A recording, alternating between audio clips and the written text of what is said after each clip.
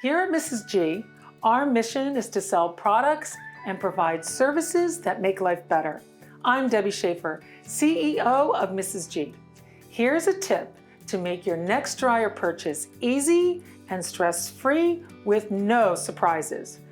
To confirm what type of power your dryer is running, you'll want to check behind the dryer on the back wall.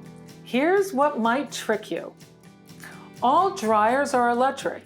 However, those using gas require a small 110 plug for the electronics, and those using only electric use a much larger plug, which is a 240 line. Here is an example of a gas dryer. The small 110 line is here, as well as the gas flex hose, and this is what it looks like. If your existing dryer is electric, we need to establish whether you need a 3-prong cord or a 4-prong cord. If you have an existing cord, if it's black, it's a 4-prong. If it's gray, it's a 3-prong. If you do not have an existing dryer installed, you can look at the outlet on the wall. Here, we have a 3-prong outlet.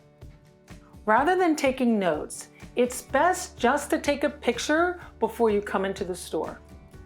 Take a picture of the electric cord or outlet, the flexible gas line, if available, and a picture of the existing dryer model number. A Mrs. G appliance consultant can then confirm what options are available, and we'll find the perfect dryer for you that's easy and stress-free with no surprises. Follow us and subscribe for more tips.